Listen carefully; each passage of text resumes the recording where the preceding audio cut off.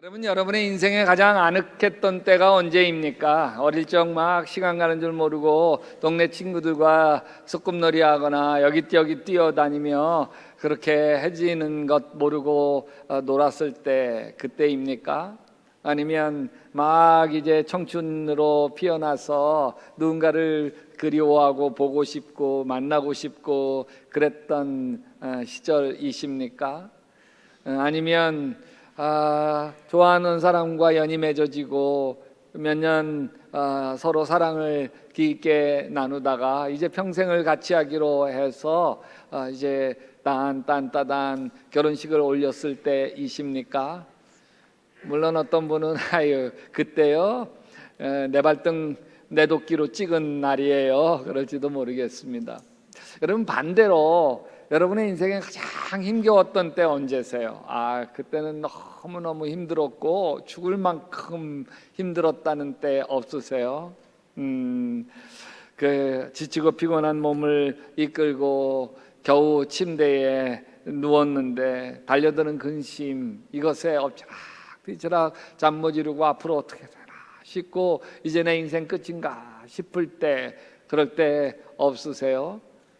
근데 여러분, 그 시절을 우리가 되돌아봐도 참 그때는 너무너무 힘들었는데 어떻게 저렇게 지나오게 하셨네, 하나님이 그 어려운 때를 다 지나가게 하셨네, 그런 생각 들지 않으세요? 그때는 막 죽을 것만큼 힘들었는데 하나님께서 숨쉬게 하셨고 그 절망의 그 벼랑 끝에서 나를 여기까지 인도하셨네, 그런 생각 안 드시냐고요.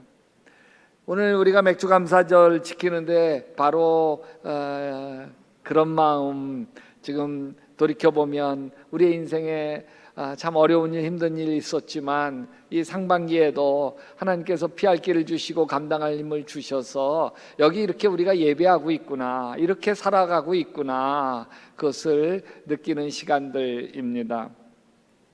여러분, 시편 4편은, 오늘 읽은 말씀은 다윗 인생에서 가장 춥고 시린 밤을 통과하면서 쓴 기도시입니다. 당시 다윗은 자기가 가장 아끼던 압살롬, 그 압살롬이 왕제의 난을 일으킵니다. 신하들을 다 자기 편 만들어서 이 예루살렘 왕궁으로 진격해 왔습니다. 수가 10세예요. 그래서 예루살렘 왕궁을 버리고 다윗이 맨발로 도망갑니다. 대세는 이미 압살롬에게 기울었습니다. 그 장면을 성경은 이렇게 이야기합니다. 다윗은 올리브산 언덕으로 올라갔다. 같이 읽어볼까요? 그는 올라가면서 계속해서 울고 머리를 가리고 슬퍼하면서 맨발로 걸어갔다. 왕이 맨발로 울며 도망쳐갑니다. 이보다 더 비참한 수치가 어디 있겠습니까? 거기서 끝이 아닙니다. 도망가는 길목에 사울의 친족인 시므이라는 자가 나타나서 막 돌을 던지고 먼지를 휘날리면서 저주를 퍼붓습니다. 다윗, 너 영영 가거라. 이 피비린내 나는 살인자야, 이 불안당 같은 자야. 이 독설을 퍼붓습니다. 당장 죽이고 싶습니다. 게다가 예루살렘 왕궁에서는 압살롬이 다윗의 후궁들, 다윗의 다른 여러 부인들을 백성들이 보는 앞에서 동침을 합니다. 욕을 보입니다. 막 천인공노할 짓을, 아버지의 여인들이었는데 가장 믿었던 아들의 배신, 사람들의 차가운 조롱, 한없이 무너지는 자존심, 다윗의 내면에는 지금 막 폭풍이 몰아칩니다. 터질 것 같은 분노와 억울함에 잠을 이룰 수가 없어. 이 기가 막힌 밤에 다윗은 남은 게 하나도 없어. 왕관도 잃고 권력도 빼앗기고 사람들은 다 등을 돌렸습니다. 근데 다윗이 딱 하나 빼앗기지 않은 게, 그게 기도였습니다. 아무도 빼앗아갈 수 없는 것, 기도였습니다. 다윗은 그 밤 하나님 붙들고 몸부림쳐 기도합니다. 같이 읽어봅시다. 내 의의 하나님이여, 내가 부를 때에 응답하소서. 곤란 중에 나를 너그럽게 하셨사오니 내게 은혜를 베푸사 나의 기도를 들으소서. 여러분, 곤란 중에 기도할 수 있는 것은 축복입니다. 여러분, 다윗은 젊은 날에 사울왕이 자기를 죽이려고 해서 도망갔는데, 여러분, 이때 사울 왕의 불행은 기도할 줄 모르는 거예요. 사울 왕이 이때 다윗의 문제로 하나님 앞에 기도했다는 대목이 성경에 하나도 안 나와. 오히려 요나단이 아버지에게 다윗 두둔하면서, 아니 도대체 아버지 다윗이 무슨 잘못을 했길래 죽이려고 합니까? 그러자 사울 왕이 아들을 향해서 창을 들어 꽂으려고 합니다. 이건 뭐 사람이 아니에요. 제정신이 아닌 거죠. 그래도 사울은 기도하지 않아요. 그걸 보면은요, 아, 기도할 수 없는 건 저주구나. 귀신에 시달려도 기도할 수 없는 것 자체가 저주구나. 근데 하나님은 이 다윗에게는 은혜를 베풀어 주신 거죠. 기도할 수 있어요. 기도. 다윗이 기도하자 하나님은 다윗의 마음을 너그럽게 만들어 줍니다. 여기 곤란 중에 너그럽게 하셨사오니, 여기 곤란 중에라고 하는 말은 원어로 바차르라고 하는데, 사방으로 나를 조여와서 막 숨통 조기게 만들어내는 거, 이게 바차르예요. 또 너그럽게라고 하는 원어 르합은 이 가슴이 펑 트인 상태, 후련해진 상태입니다. 그러니까 막 가슴이 조여와서 그냥 막 숨죽여 목 조여서 죽을 것만 같은데, 기도하자 가슴이 펑, 숨이 탁 트이게 되었다고 하는 거, 이게 곤란 중에 너그럽게 되었다는 이야기. 엠마오 영성훈련에서 만난 한 집사님이 제게 이런 간증을 합니다. 정말 평생 성실하게 살아왔어. 근데 어느 해 갑자기 막 고난의 파도가 밀려오는데, 남편의 잘 나가던 사업이 갑자기 부도 위기에 몰리게 되어집니다. 하루하루 막 은행 대출했던 것들은 독촉장 날라오고, 또 돈 갚으라고 독촉 전화가 날려오고, 자녀들은 사춘기인데 막 이게 반항하고 방황하기 시작을 하는데 막 미치겠고, 말 들어먹지도 않고, 그러다가 어느 날 몸이 이상해가지고 동네 병원에 갔더니, 동네 병원에서 이건 우리 병원에서는 안 됩니다. 큰 병원 가세요. 그래서 큰 병원 가서 지금 검사를 해놓고 일주일 뒤에 검사 받으러 오라고 하단, 검사 결과 보러. 와, 집에 들어와서 밤마다 천장을 바라보니 숨이 턱 밑까지 차올라서 도무지 잠을 잘 수가 없어.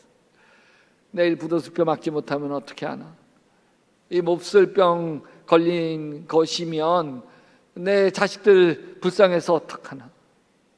염려와 두려움이 밤마다 괴물처럼 찾아 심장을 짓눌렀습니다. 수면제를 먹어봐도 눈이 떠졌고, 안락한 침대는 오히려 자기를 가두는 감옥만 같았습니다. 그래서 어느 날 밤 도저히 미칠 것 같아서 이 집사님이 자기가 다니는 교회 지하 예배당으로 뛰어갔어요. 아무도 없는 차가운 장의자에 털썩 주저앉았습니다. 그리고 참았던 통곡을 터뜨렸습니다. 하나님, 저 죽을 것만 같아요. 저 좀 살려주세요. 우리 남편 도와주세요. 또 우리 아이들 어떡합니까? 밤새도록 하나님의 이름을 부르며 가슴 속에 핏물 같은 불안을 쏟아냈습니다. 그렇게 한참 울며 기도하다가 지친 이 집사님이 그 딱딱하고 차가운 교회 장의자에 의해서 자기도 모르게 스르르 잠들었습니다. 눈이 떴을 때는 이미 날이 밝은 날. 이때 집사님이 참 이상한 기분이 들었다는 거. 잠자리는 턱없이 불편하고 예배당은 썰렁했는데 평생 느껴보지 못하는 평안이 자신의 가슴에 가득 찼다. 그리고 아주 꿀잠을 자고 일어나. 목사님, 집에 있는 좋은 침대에서는 10분도 잠을 제대로 못 잤는데 그 차가운 교회 의자에서 하나님께 다 쏟아내고 일어나서 이렇게 꿀잠을 잘 수가 없었어요. 그때의 그 마음의 평안을 제가 절대로 잊을 수가 없어요. 근데 여기 엠마오 가는 길 영성훈련에 와서야 다시 그 평안을 맛보고 있어요. 지칠 대로 지친 이 집사님이 그 차갑고 어두운 지하 예배당에 가 엎드렸을 때 하나님이 함께 하신 거죠. 아멘. 이 집사님이 쏟아내는 핏물 같은 그 눈물을 하나님이 다 받아내 주신 것이죠. 그리고 그 통곡이 멈추고 집사님이 지쳐 잠들었을 때에 로뎀나무 아래에 엘리야에게 찾아가서 그 등을 어루만져 주신 것처럼 이 집사님의 등을 주님이 어루만져 주신 거죠. 이게 하나님의 사랑입니다. 우리가 씩씩할 때, 강할 때, 믿음 좋을 때, 그때가 보다도 훨씬 더 우리가 눈물과 콧물로 범벅이 되어 무너져 내릴 때, 그때 주님 반드시 찾아오셔서 위로해 주십니다. 그래서 이사야 선지자는 하나님의 마음을 이렇게 우리에게 전해줍니다. 두려워하지 마라, 내가 너와 함께 함이니라. 놀라지 말라, 나는 내 하나님이 됨이니라. 같이 합시다. 내가 너를 굳세게 하리라. 참으로 너를 도와주리라. 참으로 나의 의로운 오른손으로 너를 붙들리라. 내가 너와 함께 하겠다. 주님이 우리에게 주시는 가장 근본적인 약속이에요. 내가 너와 함께 하겠다. 문제 가운데 함께 하겠다. 질병 가운데 함께 하겠다. 시련과 역경 가운데 함께 하겠다. 고난과 아픔 가운데 함께 하겠다. 여러분, 하나님이 함께 하시면 그 어떤 문제도 최종적으로 우리를 삼킬 수가 없습니다. 다 지나갈 거예요. 이 집사님의 이야기는 다윗의 고백과 겹쳐집니다. 시편 4편이 쓰인 그 밤, 광야에 거친 바닥, 쫓기는 도망자 신세 다윗, 그 다윗도 기도하다가 잠들었을 것입니다. 하나님이 평안을 주셨고 새 힘을 주셨습니다. 선지자 예레미야를 통해서 하나님이 이렇게 약속하셨습니다. 같이 읽어봅시다. 너는 내게 부르짖으라. 내가 내게 응답하겠고 내가 알지 못하는 크고 비밀한 일을 내게 보이리라. 시편 50편 15절에서는 이렇게 이야기합니다. 환난 날에 나를 부르라. 내가 너를 건지리니 내가 나를 영화롭게 하리로다. 왜 하나님은 고난의 때에 우리로 하여금 부르짖게 하십니까? 왜 부르짖어 기도하라 하십니까? 하나님이 귀가 잘 안 들리십니까? 아니잖아요. 부르짖어 기도하면서 내 안에 응어리진 거, 한, 절망, 슬픔 다 그 독소가 쏟아져 나갈 줄 믿습니다. 핏발선 원망도 사르르 녹아버리고 막 심장 얼릴 것 같은 두려움도 떠나갑니다. 여러분, 기도는 내 내면의 쓰레기를 다 비워내는 힘이 있고 문 앞에 서 계신 하나님, 그 주님이 내 안에 들어오시도록 나를 비우는 능력이 됩니다. 오늘 한번 다시 1절 말씀 한번 다시 읽어볼까요? 시작. 내 의의 하나님이여 내가 부를 때에 응답하소서. 곤란 중에 나를 너그럽게 하셨사오니 내게 은혜를 베푸사 나의 기도를 들으소서. 곤란 중에 나를 너그럽게 하셨사오니, 기도하니까 너그러워지기 시작합니다. 사실 다윗은 자기가 당한 일을 생각하면 그 압살롬 찢어 죽이고 싶죠. 근데 기도하면서 그 압살롬을 품게 됩니다. 그 아이 낳았을 때 얼마나 예뻤는지, 그 아이 자라는 모습 보면서 얼마나 대견했는지, 그 은사한 청년으로 자랐을 때 얼마나 멋있고 자랑스러웠는지 아버지의 마음으로 아들을 보기 시작합니다. 여러분, 자식 이기는 부모 어디 있어? 그래서 다윗의 마음이 바뀌었을까요? 아버지니까 어쩌겠어? 그래서 바뀌었을까요? 여러분, 영조임금에게 사도세자라고 하는 아들이 있습니다. 그 아들이 아버지 말 듣지 않는다고 해서 뒤주에 가둬가지고 굶겨 죽였습니다. 그냥 사춘기 아들이 아닙니다. 결혼해서 아내도 있고 둘 사이에 자식도 있습니다. 그런데도 8일 만에 굶겨 죽였습니다. 권력 앞에서는요, 아버지도 없고 자식도 없는 거예요. 형제도 없는 거예요. 단종 얘기에서 봤지 않습니까? 여러분, 권력에는 피도 눈물도 없는데 기도하니까 달라지는 거예요. 기도하는 다윗의 마음이 너그러워집니다. 이 압살롬 군대 저쪽에서 이쪽에서 다윗의 군대가 맞서 나갑니다. 요압 장군 총사령관으로 맞서 나갈 때 요압 장군에게 아버지가 이렇게 부탁합니다. 나를 생각해서라도 저 어린 압살롬을 너그럽게 대해 주십시오. 전쟁터에서 다윗 군사가 압살롬을 죽이고 승리합니다. 전령이 달려와서 다윗 임금께 보고를 합니다. 다윗이 묻는데 어떻게 묻는 줄 아세요? 우리 이겼냐 졌냐 묻지 않아요. 어린 압살롬 평안하냐 묻습니다. 어린 압살롬 살아있는지 죽었는지 묻습니다. 전쟁터에서 죽었다고 말하자 다윗 왕은 다락방에 올라가서 엉엉 울부짖습니다. 내 아들 압살롬아, 내 아들아, 내 아들 압살롬아, 너 대신 차라리 내가 죽을 것을. 압살롬아, 내 아들아, 내 아들아, 이 압살롬아. 자신을 치욕스럽고 비참하게 만든 압살롬인데도 다윗은 다 용서하고 불쌍히 여깁니다. 다윗이 기도하는 사람이었구나. 기도가 주는 놀라운 축복이 기도하는 사람을 곤란 중에도 너그럽게 하는구나. 사납게 하지 아니하고 너그럽게 하는구나. 사나워질 수밖에 없는 환경 속에서도 기도하는 사람이 너그러워지는구나. 마음이 너그러워지지 않으면 기도가 아니었구나. 너그러워진 마음은 사실은 다윗의 마음이 아니에요. 하나님이 부어준 마음이지.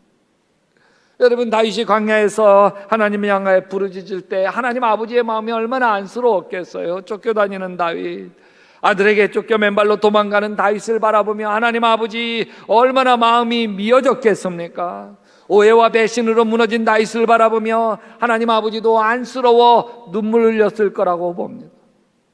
다윗이 기도할 때에 이 하나님 아버지의 마음이 흘러나오는 것이죠. 알파 성령 수양회를 통해 하나님을 만난 분들이 눈물로 이런 고백을 합니다. 하나님이 저에게요, 내가 얼마나 억울했는지 내가 다 보았다. 내가 얼마나 가슴이 찢어졌는지 내가 다 보았다. 사랑하는 아들, 딸아, 내가 내 아픔 다 안다. 그러셨어요. 그러면서 그 순간에 가슴속에 이 돌덩어리 같이 얹혀져 있던 것이 통곡하는 눈물과 함께 다 빠져나갔어요. 얼마나 후련한지 몰라요. 할렐루야.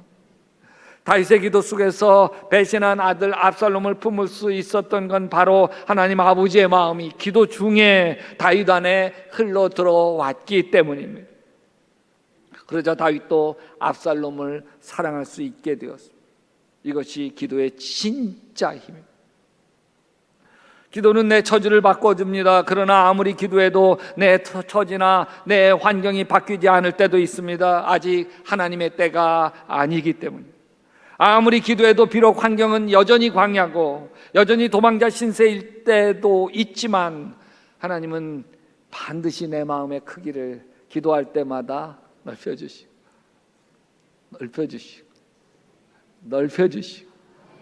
너그럽게 하실 줄 믿습니다. 여러분, 이 기도의 자리에서 마침내 다윗의 입에서 이 고백이 터져 나옵니다. 같이 읽어볼까요? 주님께서 내 마음에 주신 기쁨은 핵곡식과 새 포도주가 풍성할 때 누리는 기쁨보다 더 큽니다. 여러분, 이 고백이 터져 나오는 순간 곡식 자루가 주어져 있나요? 아니에요. 새 포도주가 넘치나요? 아니에요. 여기 지금 다윗은 당장 내일 생사를 알 수 없는 도망자입니다. 최악의 상황이에요. 근데 그 중심에는 세상이 감당할 수 없는 하늘의 기쁨으로 가득 차 있는 거예요. 기도하니까.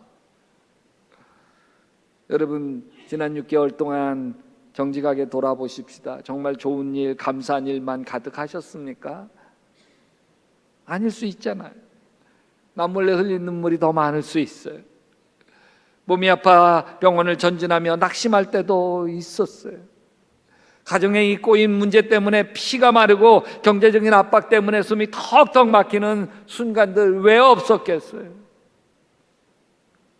열심히 기도했는데도 응답이 더뎌서 하나님이 날 잊으시는 건 아닐까 서운했던 순간도 분명히 있었을 것입니다.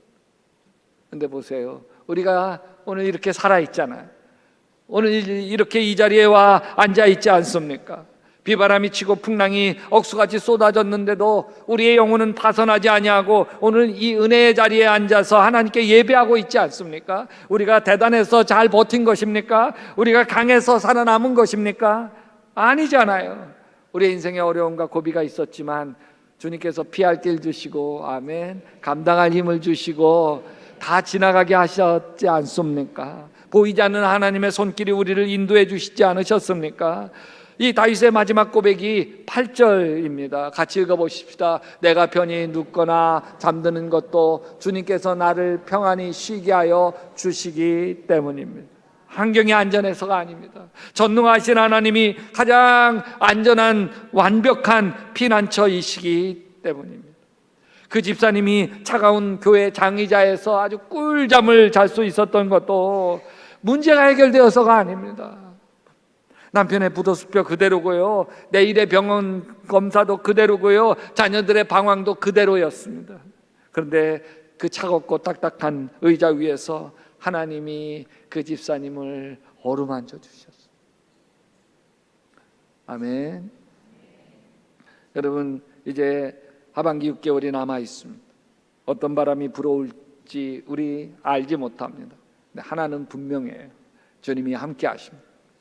어떠한 눈물의 골짜기에도 우리와 함께 하셔서 다 지나가게 하셨던 주님이 함께 하셔서 다가오는 2026년 하반기, 여러분, 하나님이 여기까지도 오셨다고 고백하시는 놀라운 축복의 해가 될 줄 믿습니다.